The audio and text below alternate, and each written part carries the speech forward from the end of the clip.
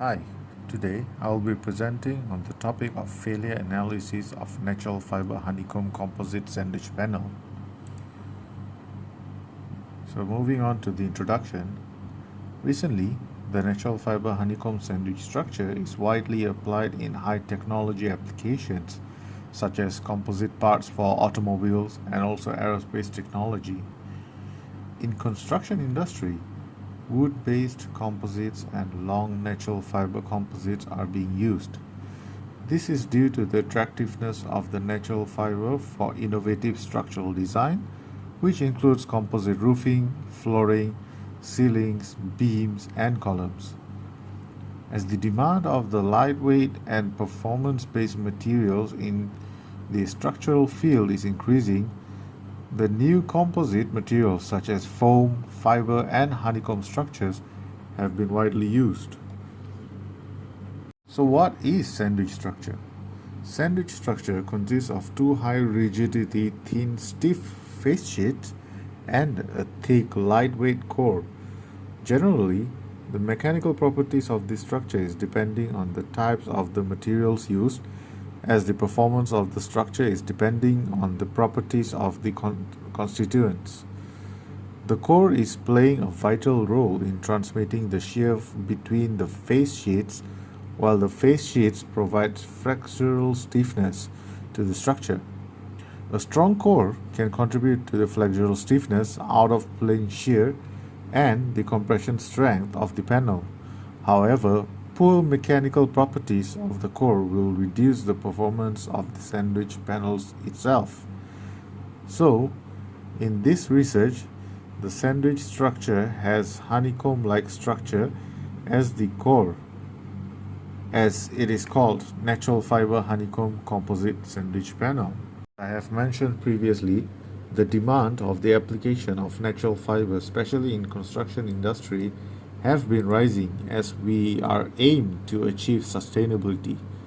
However, the performance of these materials depends on its structure and subjected to weakening due to various factors. Hence, this research is conducted to study the microstructure and identify the failure modes of the sandwich structure in order to improve the quality and performance of the natural fiber sandwich structure in future. There are three objectives here. The first is to perform a bending test on the natural fiber honeycomb sandwich composite, and next is to conduct a microimaging analysis on the natural fiber honeycomb sandwich composite by using microscopic imaging system, and lastly is to determine and analyze the failure modes on the natural fiber honeycomb sandwich composites. So this is the material that we use. It is a natural fiber honeycomb sandwich composite material, and the face sheet is made up of cement fiber, and the cement fibers are laid in a non-uniform direction, and the core is made up of wood pulp fiber, cornstarch, and glycerin. This material we didn't manufacture ourselves, but we designed it ourselves and we sent to a factory in China, and it went through a corrugated method, so it was prefabricated from China and sent back to us. So first, what we did is we conducted a flexural test on the sample, and we used the 3-point bending test, and we used the ASTM standard to conduct this test.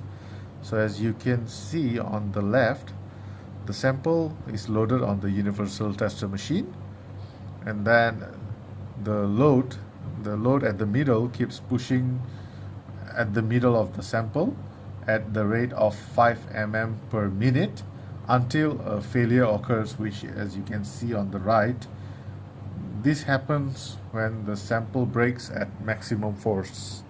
Once the sample breaks, we take a part of the sample at the location that the sample break, and we put it under an optical microscope, and we analyze using a 5 times magnification. If we feel like that the 5 times magnification is not enough, we will move on to the 10 times magnification. As you can see on the results here, there are various types of failures that we have identified. We have dimple, we have fiber pulled out, we have fiber bundle, we have a crack growth, we have void, we have fiber bridging, we have fiber splitting, there is metric fractures, and we have a fiber pulled out, and we have some hairline fractures, and we have some fiber splitting. So as we seen in the previous slide, there are actually 7 types of failure that we have identified. So fiber pull out is the breakage developed at the fiber matrix surface, causing the fiber to be ripped out under extra strain, whereas fiber bundle is a group of fiber attached together.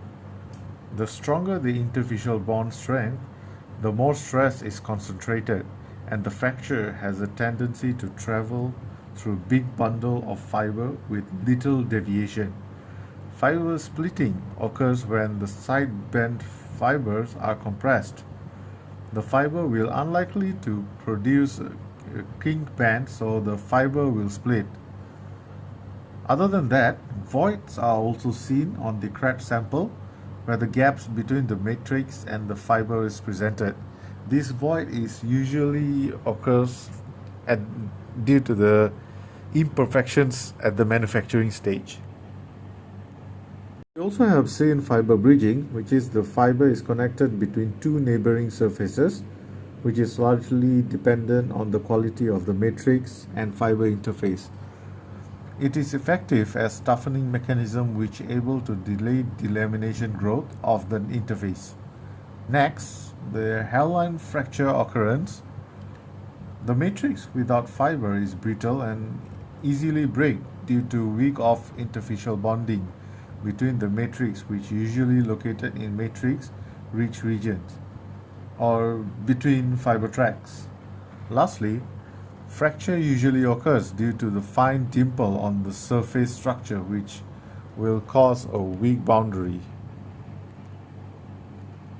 This brings to our conclusion, where we can conclude that the poor interfacial bonding will lead the fiber and matrices to break. The types of failures in the sample varies as the orientation of the fiber and matrices are different, and as I mentioned before, they are laid not in a uniform pattern. The poor interfacial bonding between the matrix and the fiber is affected by the orientation of the fiber in the matrix, and it can be improved by fiber treatment, where the interfacial adhesion between the fiber matrix can be enhanced. So this study concludes that this material is suitable to be utilized in construction industry, especially for the application of wall and flooring panels, as the combination of the face sheet and honeycomb core, they have a good capability to absorb more energy, which we have seen from the Flexural test, and this is made it able to sustain more load. The types of failure, however, we believe that it does not pose any threat to the overall structural integrity of the material, as they are very small micro cracks, which doesn't actually cause a huge amount of failure unless a huge load is placed on it. So that's all for my presentation. Thank you.